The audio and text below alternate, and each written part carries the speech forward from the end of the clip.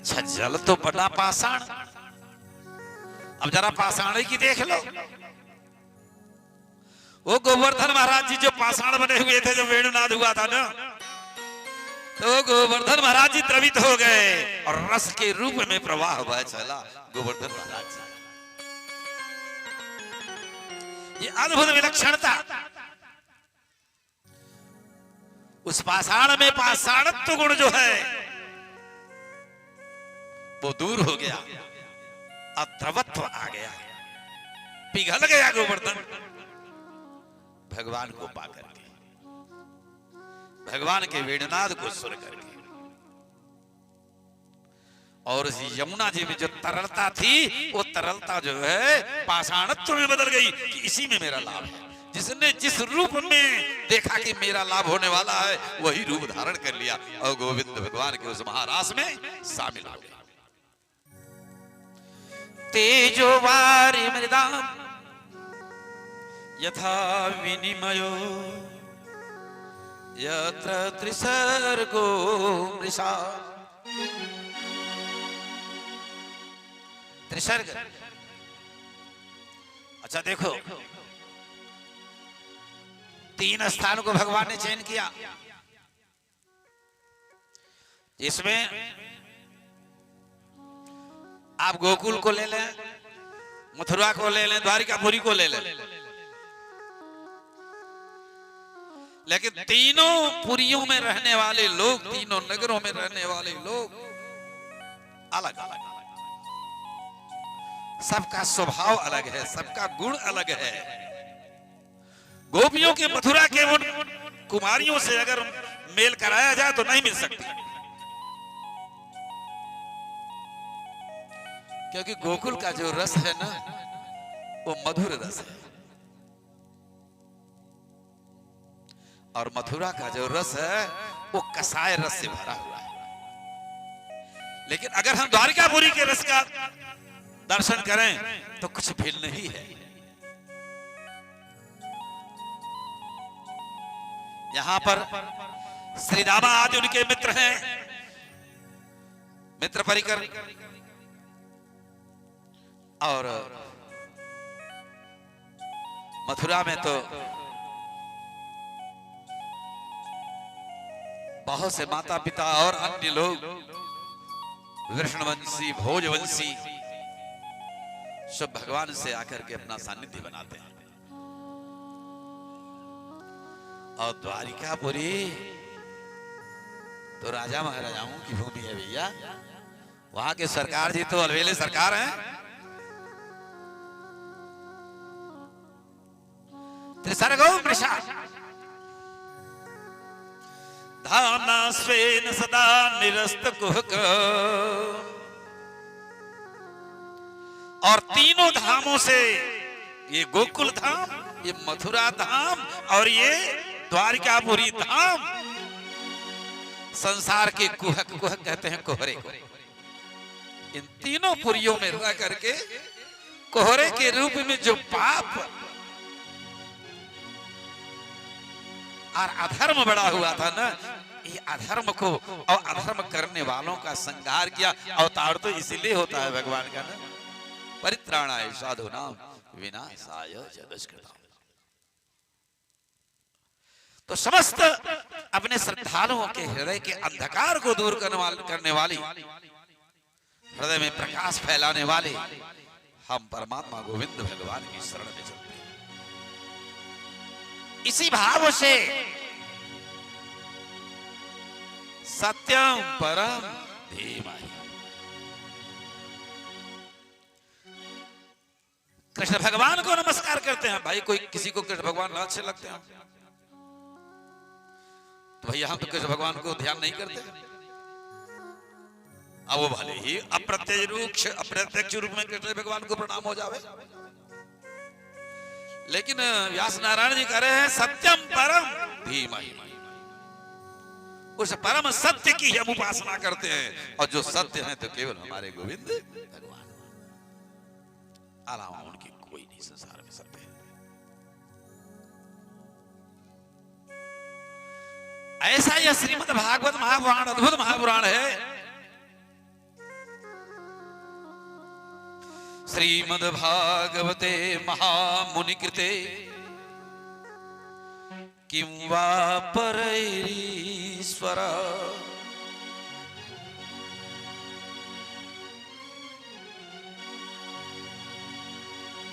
कोई भी देवता हो, मनुष्य हो, भक्त हो, जिस समय भगवान वेदव्यास नारायण ने श्रीमद् भागवत महापुराण की रचना प्रारंभ किया, श्राद्यो हेत्यवरोध्यते कृतिभिः,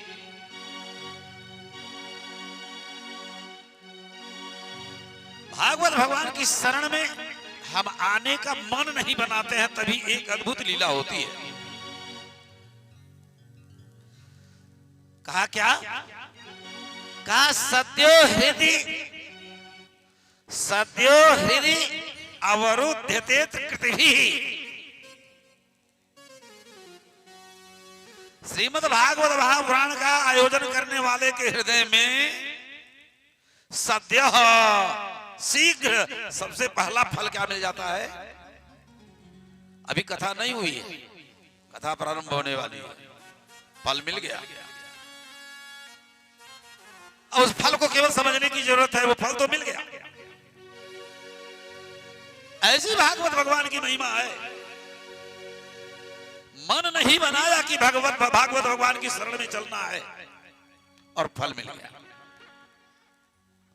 तो इस भागवत भगवान का फल क्या है? श्रद्धयो हेत्यवरुध्यते कृतिभिः,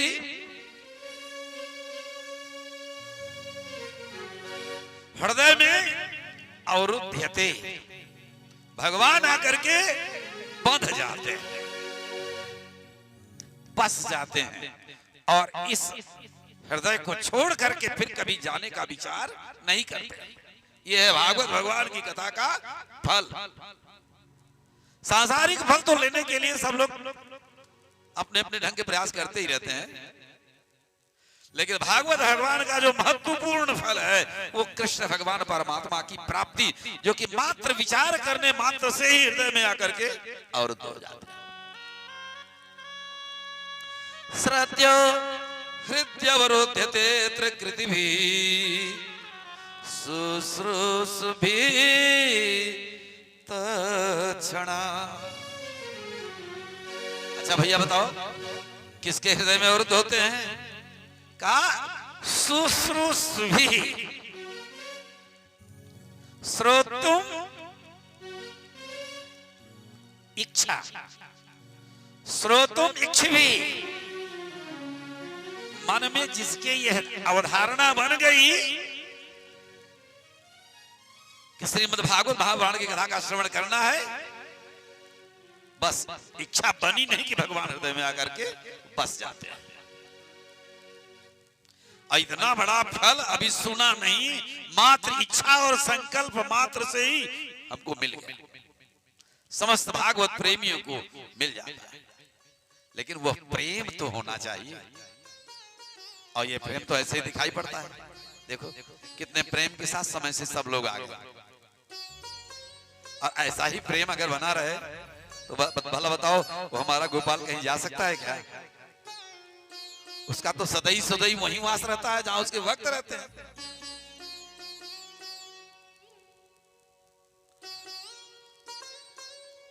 5-6 प्रश्न किए गए हैं,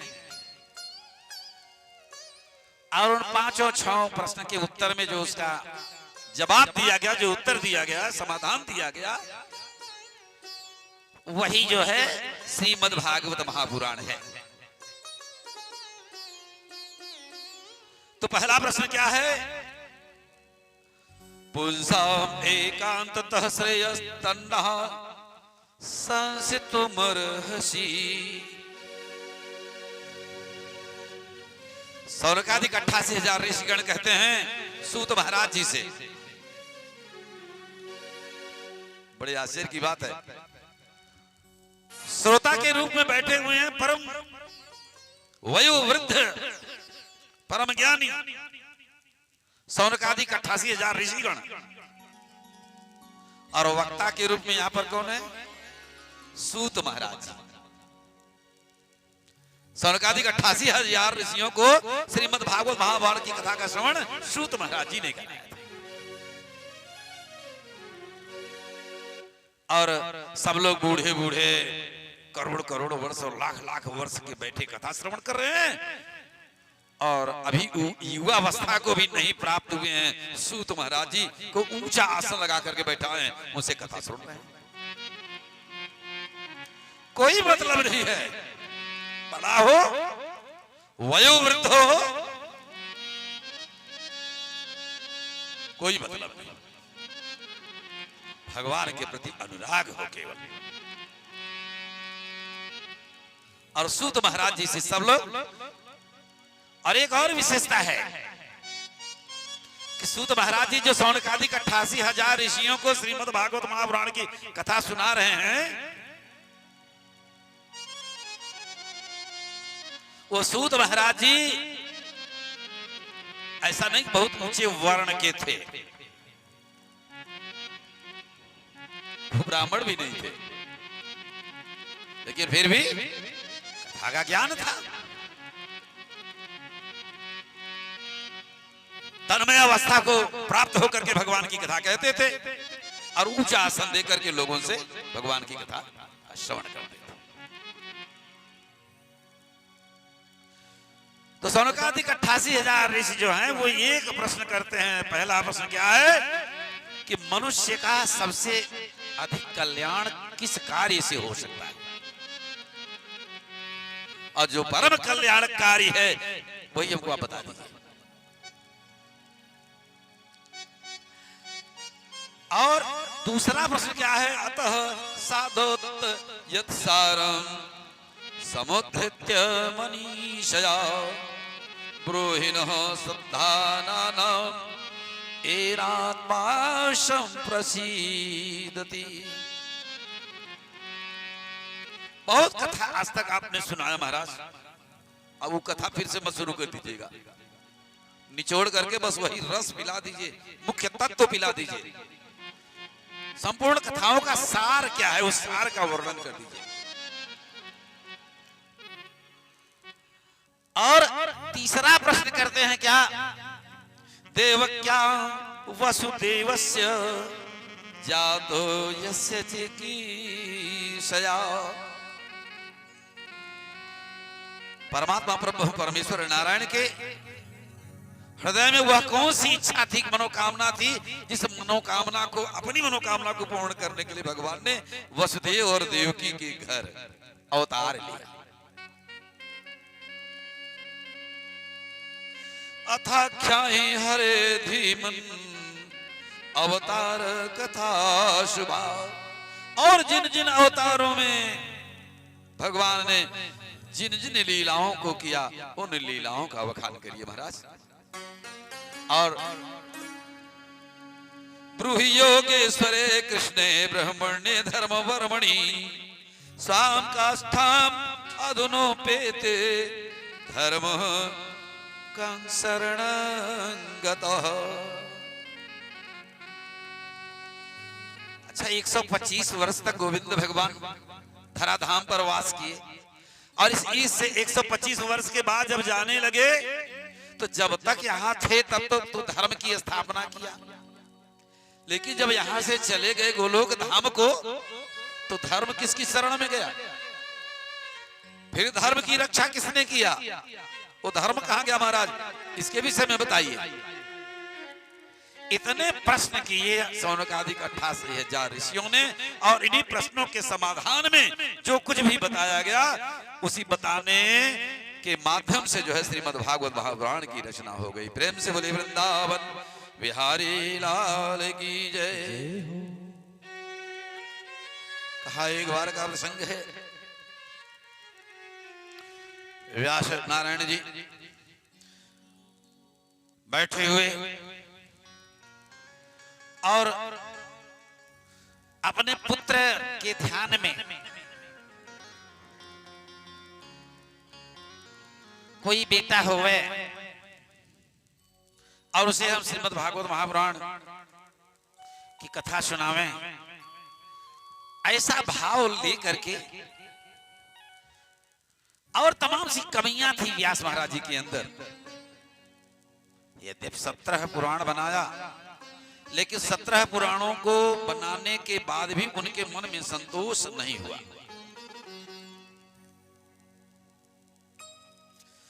और जब संतोष नहीं हुआ तो ध्यान में डूबे, चिंता से दुखी, भगवान के ध्यान में, हे भगवान अब कौन सा कार्य करूं? 17 पुराण तो बनाया, अब कौन सा पुराण बनाऊं? 17 पुराणों को बनाने के बाद भी मेरे मन में संतोष हो नहीं रहा है। पता नहीं क्यों मेरे मन में अधूरापन महसूस हो रहा है। और चिंता में डूबे बैठे थे। उसी समय एकाएक दृष्टि उस चमक की ओर गई जो आकाश मंडल से, अंतरिक्ष मंडल से नीचे की ओर वो प्रकाश पुंज आ रहा था। और देखने लगे टकटकी लगा करके व्यास नारायण जी। और एकाएक जब वह प्रकाश पुंज नीचे आया तो आवाज सुनाई पड़ी, श्रीमन नारायण नारायण नारायण, श्रीमन नारायण नारायण नारायण, श्रीमन नारायण नारायण नारायण, श्रीमन नारायण नारायण नारायण, लक्ष्मी नारायण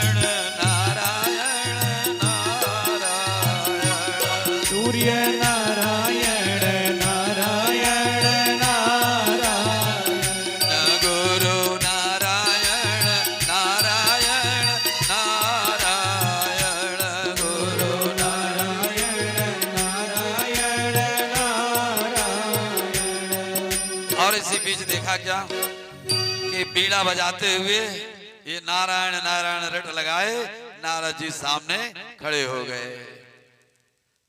और जब खड़े हुए तो व्यास नारायण जी टकटकी लगा करके नारद भगवान को देख रहे। तब तक नारद जी प्रश्न कर देते हैं, व्यास नारायण पराशर्य महाभाग, पराशर्य पराशर्य पराशर नंदन, जो पराशर महाराज जी से जन्मे हुए हैं व्यास जी। अजब लीला है भैया। स्वामी सुखदेव महाराज जी कथा सुना रहे हैं। आइए, सुखदेव महाराज जी कौन है? व्यास के बेटे। और व्यास महाराज जी किसके बेटे हैं? और पराशर महाराज जी किसके बेटे हैं? शक्ति। वशिष्ठ महाराज जी के 8 लड़कों में एक बेटे का नाम था शक्ति, जो कि युवावस्था में ही घर द्वार आश्रम छोड़ करके चले गए। तपस्या करने बाद में उनका कोई पता नहीं चला। तो वशिष्ठ महाराज जी के लड़के शक्ति, शक्ति के लड़के पराशर, और पराशर के लड़के व्यास, और व्यास के लड़के स्वामी सुखदेव महाराज जी कथा सुना रहे हैं। और वशिष्ठ महाराज जी भी पर बाबा वशिष्ठ महाराज जी और कथा सुन रहे हैं। ऐसी ये कथा है कि बड़ा से भी बड़ा जावे, लेकिन भगवान की कथा में आ जाए तो फिर भगवान का बन जाता है। देवर्षि महाराज जी कहते हैं, पराशर्यो महाभाग भवतः कचिदात्मना। आप तो परम भाग्यशाली हैं, 17 पुराणों की रचना आपने किया, लेकिन फिर भी आपकी शरीर जैसे निश्चेष्ट है, सूखापन का आभास हो रहा है। आत्मा को कष्ट हुआ है, शरीर को कष्ट हुआ है कि आपका मन दुखी है। व्यास नारायण जी, अपने दुख का कारण बताइए। कहते हैं, क्या बताऊं, दुख तो एक ही है मुझे। 17 पुराण बनाया, लेकिन मेरे मन में संतोष नहीं है। अब क्या करूं, ये मेरी समझ में नहीं आ रही है। तो मेरे जो मन में मोह पैदा हो गया है, मेरे मन में अज्ञानता समा गई है। महाराज, आप तो हमेशा तीनों लोक में भ्रमण करते हो, और जहां भी जिस भक्त के सामने संकट आता है, उसी के सामने पहुंच करके ज्ञान दीप जला दिया करते हो। पर्यटन कैव त्रिलोकी, तीनों लोकों में भ्रमण करते रहते हो। इतने नहीं, हर प्राणियों के हृदय में भी आपका हमेशा संचार होता रहता है। इतना नहीं भैया, बाबा जी तो देवताओं से मिलते ही हैं, इंद्रलोक में तो जाते ही हैं, वैकुंठ वाले भगवान को तो अति प्रसन्न है, और इनका तो राक्षसों पर भी खूब बोलबाला है, उनको भी जाकर के उनसे भी लुत्फ उड़ाते हैं। तम पर्यटन, आपका पर्यटन कहां कहां होता है? अर्क, अर्क कहते हैं सूर्य भगवान को। तम पर्यटन अर्क इव त्रिलोकी, तीनों लोक में जैसे सूर्य भगवान भ्रमण करते रहते हैं, वैसे अभी भ्रमण करते रहते हैं। सूर्य भगवान सबको प्रकाश देते हैं, लेकिन उनका प्रकाश तो केवल बाहर मिलता है, लेकिन आपका प्रकाश, जो आप ज्ञान रूपी प्रकाश लोगों को दिया करते हैं, वो बाहर ही प्रकाश नहीं फैलाता है। तब कहा महाराज का जो हृदयांधकार है, उस हृदयांधकार को दूर करने में भी आपका वह प्रकाश समर्थवान है, समर्थ है। तम पर्यटन कैव त्रिलोकी अंतःशरोवा जुरिवात्म साक्षी। जैसे श्वास की गति होती है, बाहर भी श्वास है, बाहर भी पवन देव है, और श्वास के माध्यम से वो पवन देव आपके भीतर हमेशा आते और जाते रहते हैं। तो अंदर की बात को कौन देख रहा है हमेशा भैया? जो हमेशा भीतर बाहर आ जा रहा है। वायु साक्षी, आप उसी वायु की भांति, पवन की भांति आत्म साक्षी हो महाराज। आत्मा का भी साक्षात्कार कराने वाले और उसके साक्षी हो आप। परावरे ब्राह्मण धर्म तो व्रत ही, परावरे ब्राह्मण धर्म तो व्रतई। स्नान तो मैं भी किया हूं,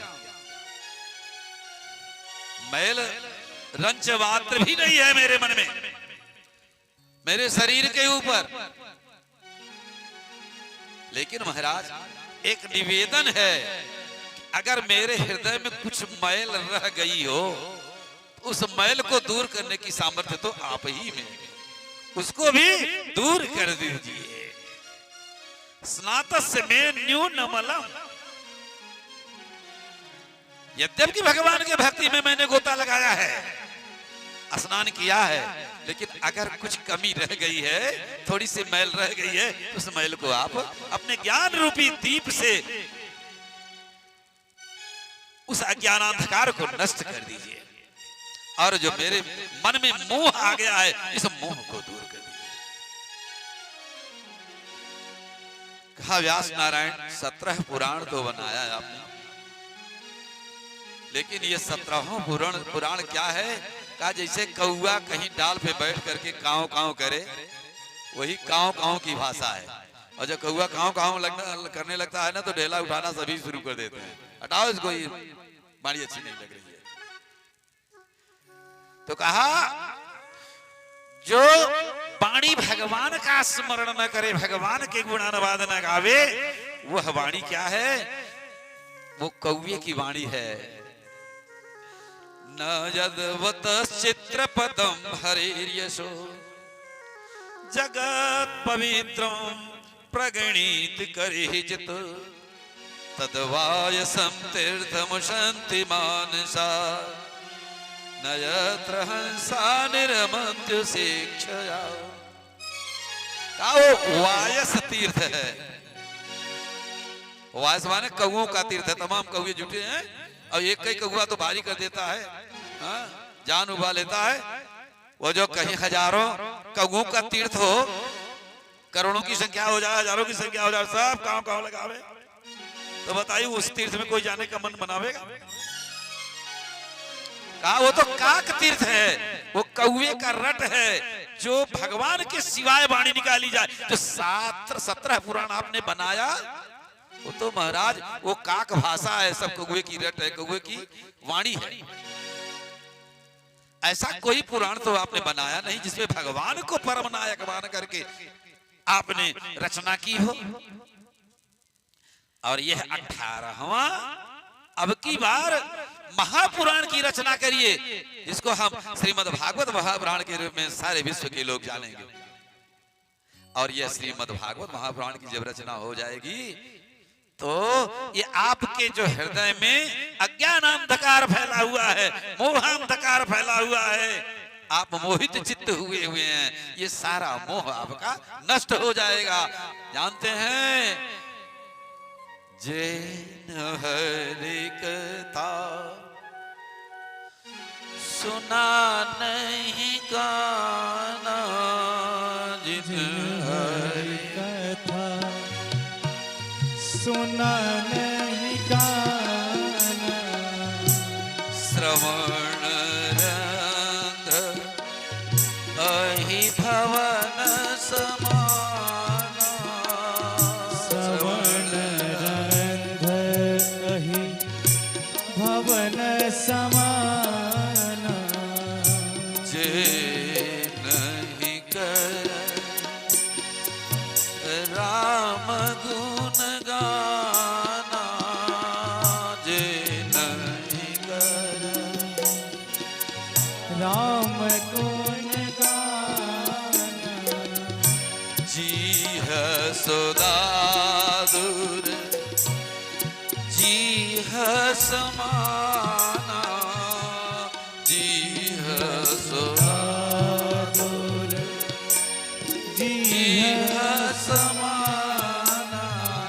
आज जो भगवान की कथा न सुने तो वो नागों के रहने के लिए जो बड़ी बड़ी बांबी होती है, बांबी माने बिल कहते हैं ना, जिस बिल में नाग बैठते हैं, वो नागों के रहने की गुफा समझो, जिसने भगवान की कथा कान से श्रवण नहीं किया है और जिह्वा ने भगवान के नाम का उच्चारण नहीं किया, भगवान की कथा नहीं कहा।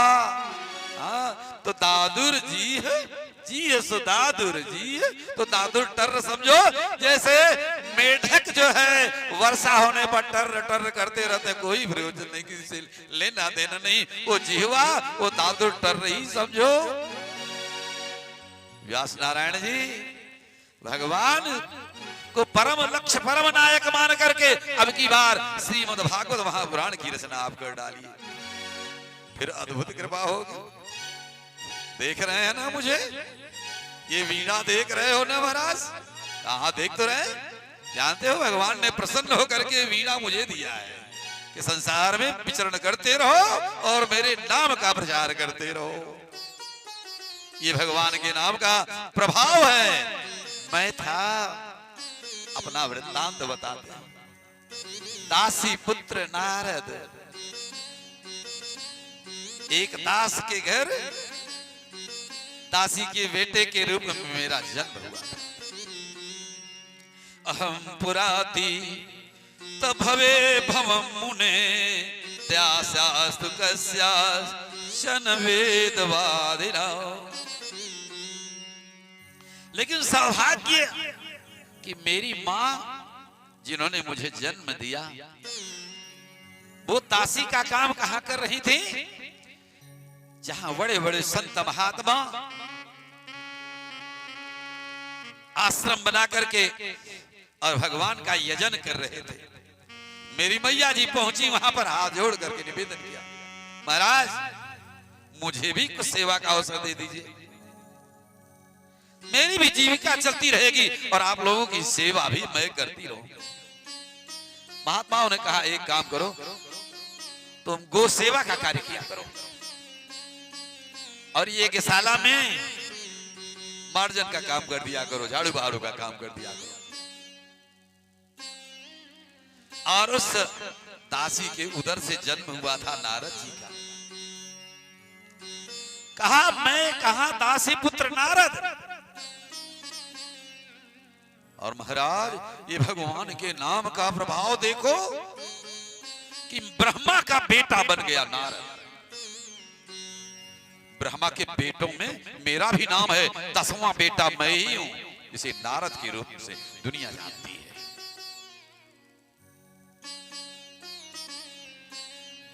एक बार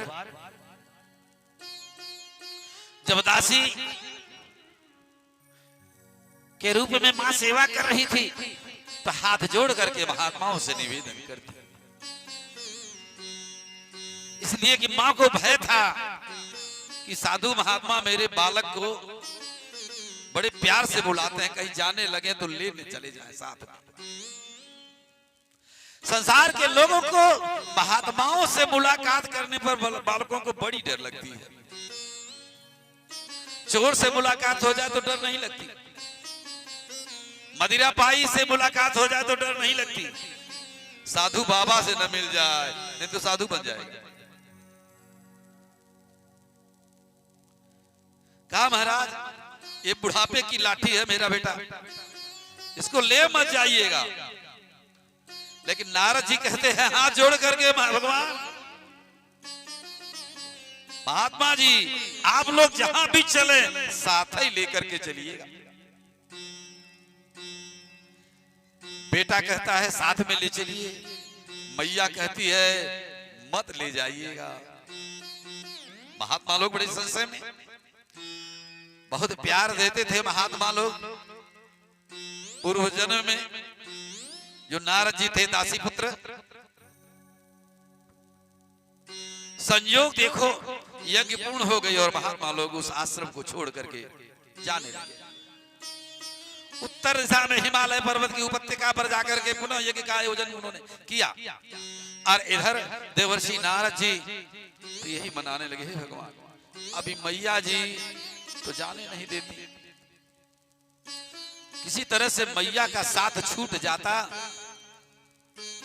तो भगवान की उपासना करने का अवसर मिल जाता। भगवान से यही प्रार्थना करते, हे भगवान ये मैया से संग छुड़ा, नहीं तो ये संसार में रमे रह जाएंगे। उन संत महात्माओं के साथ रहते रहते ऐसा भगवत भाव उनके प्रविष्ट हो गया कि बिना भगवान के नाम के, बिना भगवान के दर्शन के एक क्षण रह नहीं सकते थे। और भगवान की कृपा हुई, एक दिन जो है मैया जी गाय दूहने जा रही थी और दूहते समय ही एक नाग ने डस लिया और मैया जी गोविंद आए। मैया के वियोग का कष्ट तो तनिक हुआ नारद जी को, लेकिन अगले क्षण खुश हो गए, बड़ा अच्छा हुआ।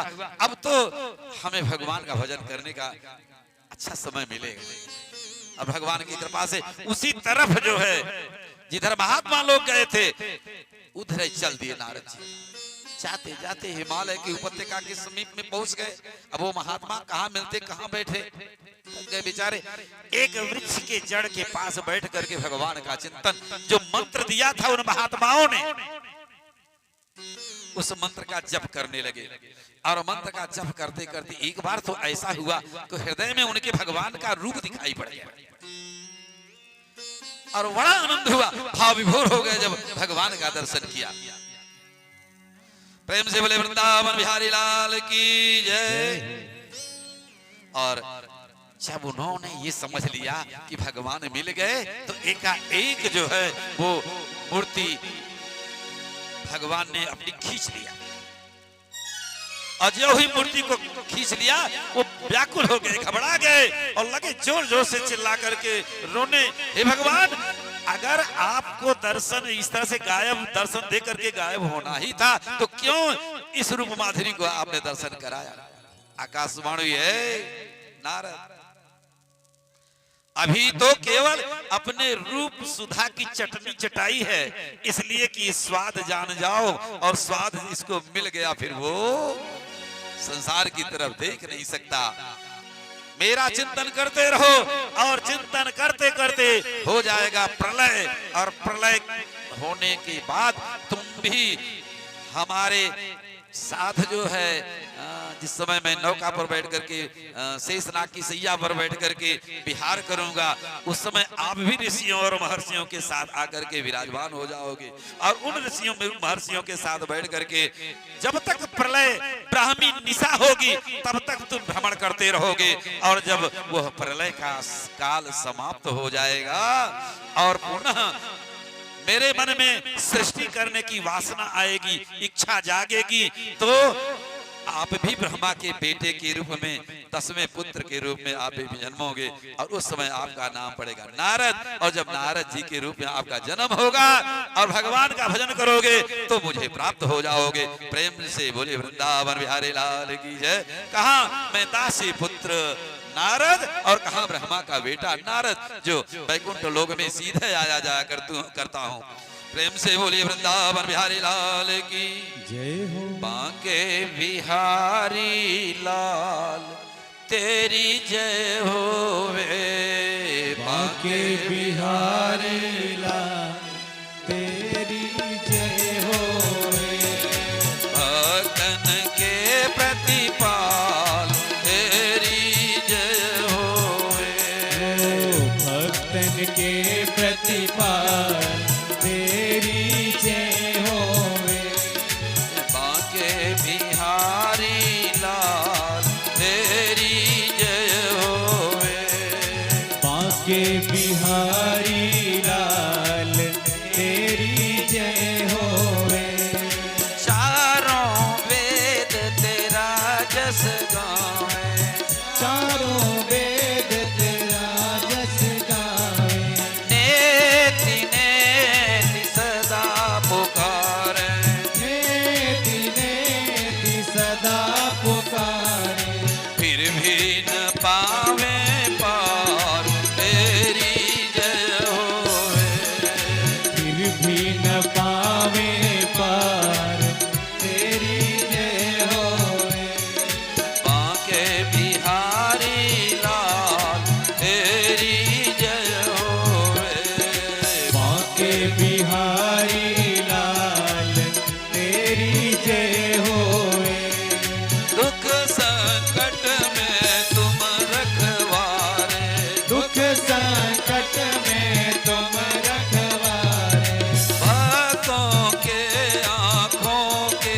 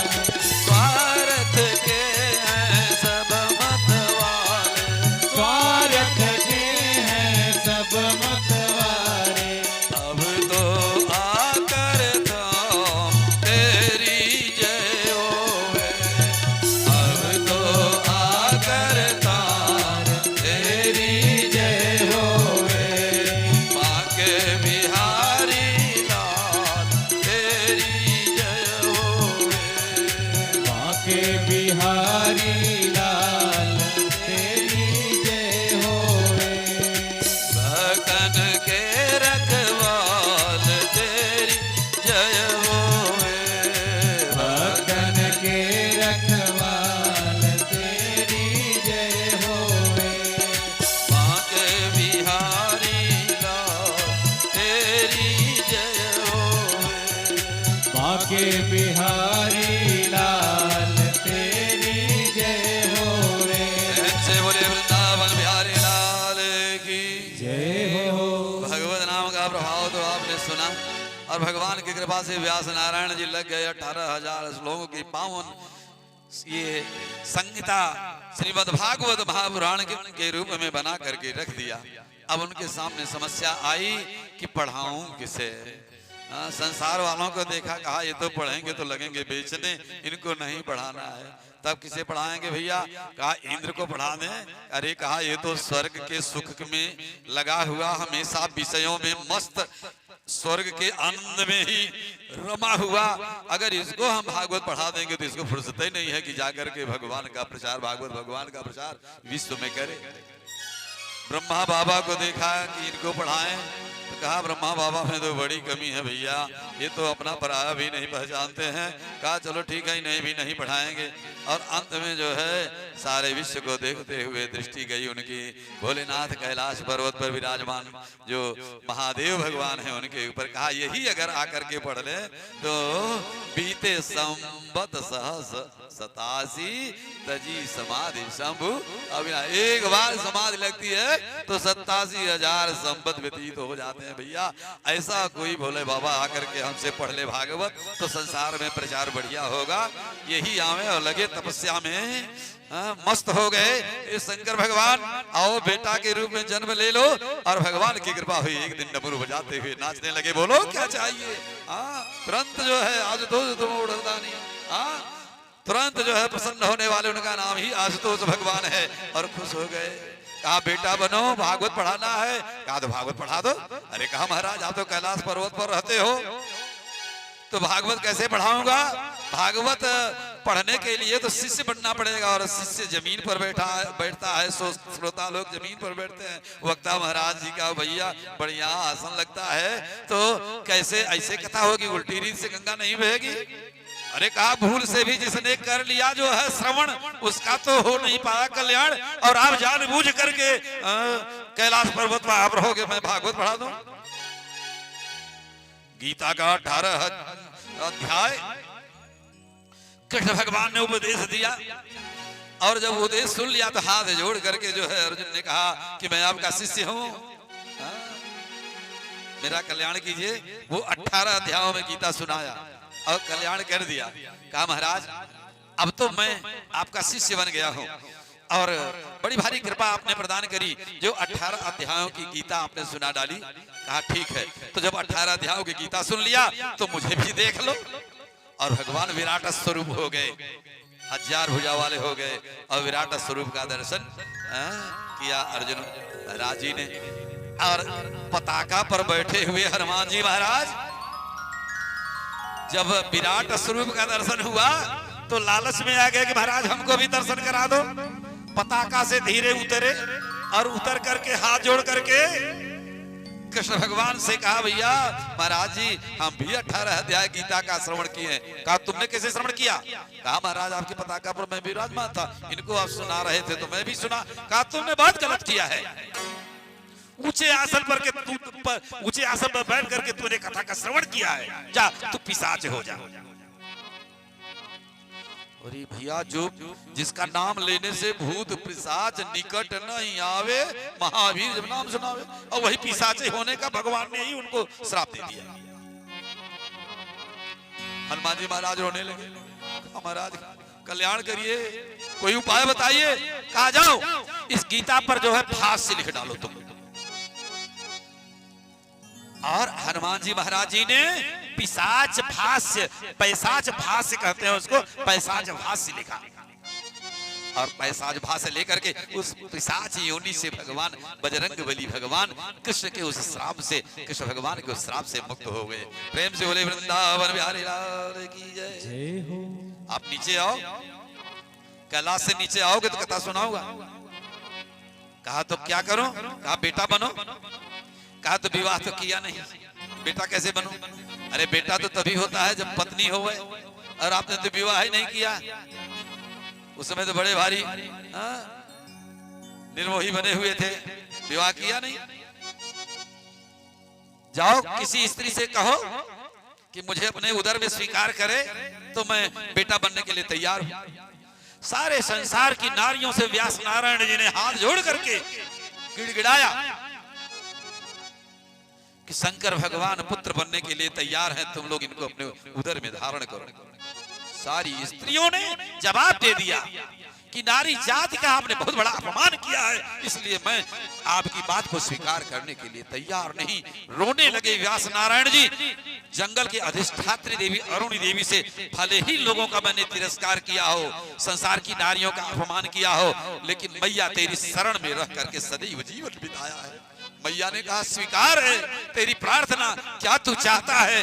कहा शंकर भगवान पुत्र बनना चाहते हैं। और जंगल की अधिष्ठात्री देवी अरुणी देवी ने पुत्र रूप में भगवान शंकर जी को अपने उदर में स्वीकार कर लिया। 12 वर्ष बीत हो गए, 9 मास में सबके बालक होते हैं, घबरा गए। अरे ये तो बालक पैदा ही नहीं हो रहा। अरे भगवान शंकर आपने वरदान दिया, पैदा क्यों नहीं होते? अरे कहा मुझे डर लग रही है, संसार में जाऊंगा तो यार भगवान की माया मुझे भी नहीं छोड़ेगी।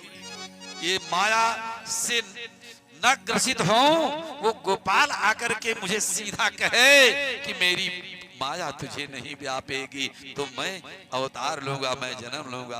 और एक दिन गोपाल भगवान जी प्रकट हो गए, हे शंकर मेरी माया तुझे नहीं व्यापेगी, तू जा जिस भागवत महापुराण को कहने के लिए, पढ़ने के लिए, स्वाध्याय करने के लिए जा रहा है संसार में, उस भागवत महापुराण का श्रवण करने से तो विश्व के प्राणियों का कल्याण होगा, सबका मोह दूर हो जाएगा। तुझे माया कहां से व्यापेगी, तू जा जन्म ले। और भगवान शंकर जी ने 12 वर्ष के बाद जन्म लिया। और धीरे धीरे 5 वर्ष के हुए, व्यास नारायण जी ने मन में विचार किया कि अब इनका उपनयन संस्कार करा दूं।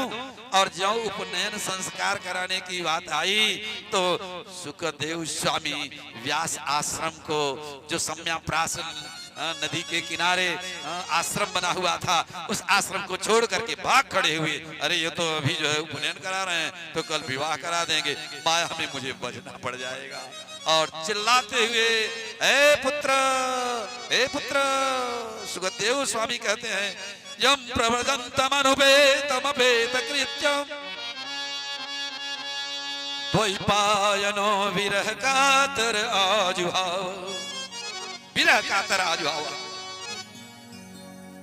बेटा चला गया मुझे छोड़ करके, विरह में डूबे रोते हुए हे पुत्र, हा पुत्र, हे पुत्र सुनो, अरे तुम्हें ब्याह करने के लिए नहीं कहूंगा, रुक जाओ, तुम्हें तो भागवत पढ़ाना है। कौन सुनने वाले? निकल गए। और एक सरोवर में कुछ वैश्याएं स्नान कर रही थी उसी समय। और जब देखा सुखदेव स्वामी सरोवर के किनारे से जा रहे हैं तो उनके ऊपर कोई फर्क नहीं पड़ा। और जब हा पुत्र पुकारते हुए व्यास नारायण जी उस सरोवर के समीप में पहुंचे तो झट से दौड़ी और उन्होंने अपने वस्त्र लेकर के धारण कर लिया। का शर्म बेच खाई है तूने? मेरा जवान बेटा जा रहा है आगे, तब तो तुम लोग वस्त्र नहीं धारण की, और मुझे देख करके जिसकी दाढ़ी बाल सब पक गई है, और उनको देख करके जो है, मुझे देख करके तुम लोग वस्त्र धारण कर, तुमको शर्म नहीं आ रही है?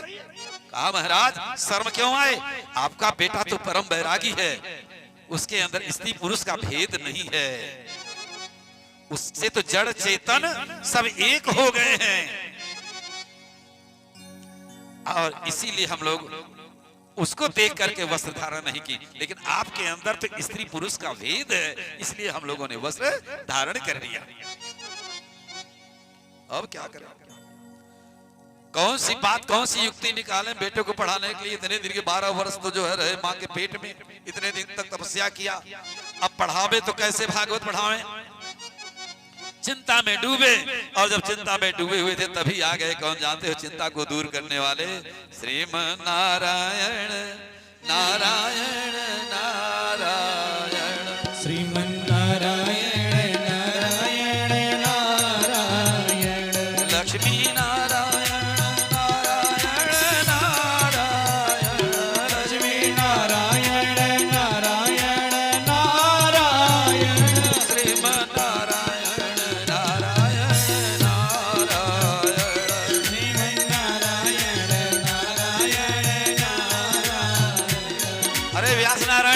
जोर जोर से चिल्ला रहे हो। कहा मेरा बेटा चला गया, कैसे वापस आया, युक्ति बताइए।